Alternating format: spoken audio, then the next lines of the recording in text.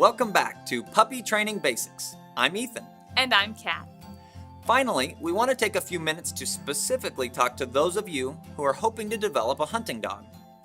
Hunting dog preparation, believe it or not, can start very early. It's better to start with correct behaviors instead of having to reteach or fix things later on. First, I want to touch on bird introductions. If you are trying to develop your puppy into a bird dog, a proper bird introduction will be very important. Birds can sometimes be intimidating, especially to a young, small puppy.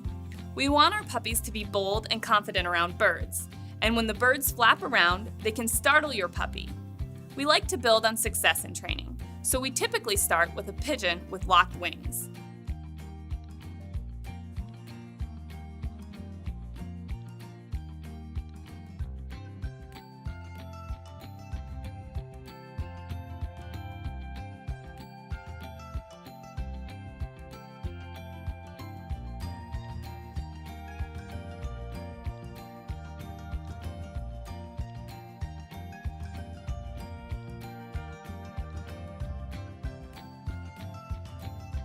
This will prevent the puppy from being startled by too much flapping to begin with. Once the pup is confident on chasing the pigeon, maybe even carrying it around, we move to just a clipped wing pigeon.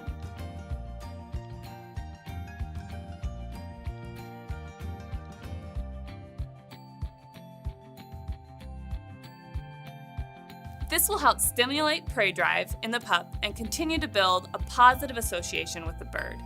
If we ever see hesitation in the puppy, we need to take a step back and not force anything. If your pup has hesitation, go back to locked wing birds or try introducing the bird while it's still in a bird box. Next, let's talk about introducing your puppy to gunfire. This is a very important part of your puppy's hunting training and should never be skipped or skimped on.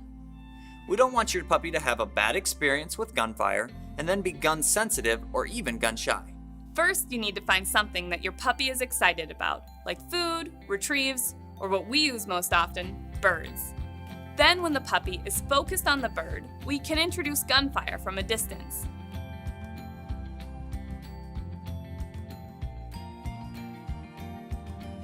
We usually want to start with a blank pistol or a small gauge shotgun. We want to be far enough away that the puppy doesn't pay any attention to the noise of the gunfire. Then we can slowly move closer and closer to the puppy when we fire the blank pistol. If the puppy ever shows hesitation or that they are paying attention to the noise, we need to take a step back and slow down the process. A complete gunfire introduction may not necessarily happen in just one training session. Every dog is a little different and they learn differently too. So some puppies may have a more timid personality, where others may be more bold or confident. Your puppy's temperament and trainability can be directly linked to their earlier development and socialization. Gun-shy dogs are most commonly also under-socialized. A dog that is startled easily or uncomfortable in new situations will easily be startled with loud noises. This is why properly socializing your puppy is so important, especially for hunting dogs.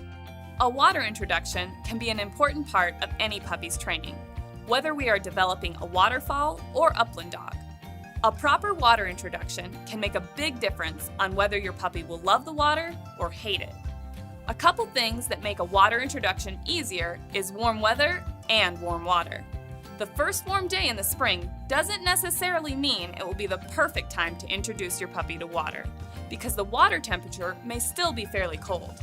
A few other things that can make a water introduction more enjoyable is a gradual slope into the water, having a puppy with a love for retrieving, and getting in the water with your puppy.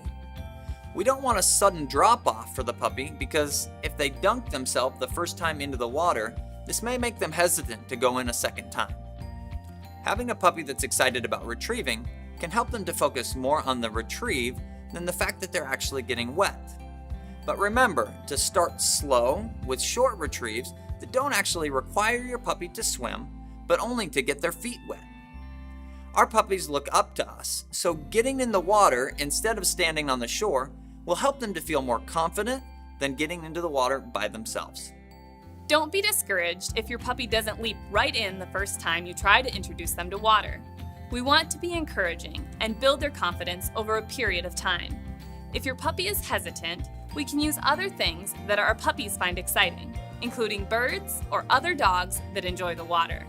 Remember, we are developing our puppies to have a love for the water, so it's never a good idea to try and force them in. It's not a sink or swim situation. Next, we'd like to touch on an issue we see a lot with pointers. This happens when owners have used a wing on a string to teach them to point. It's okay to do this once or twice, but don't overdo it.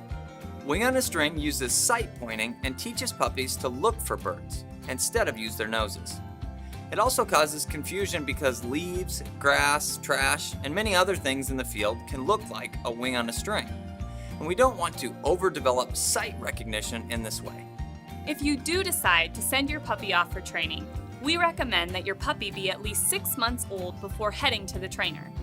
Being at least 6 months old will allow your puppy to be more physically and mentally ready for formal training. This also will help you as the owner get the most bang for your buck. A 6-month-old dog will learn faster and be better prepared mentally and physically to learn formal obedience and field work. It's important to remember we're developing behaviors in our puppies that we want to see in our dogs as adults. The efforts you put in today can help you be successful in shaping the dog you and your family will love for years to come. We know you will have questions, and we're here to help. Please reach out to us at standingstonekennels.com. We'll see you in the next video.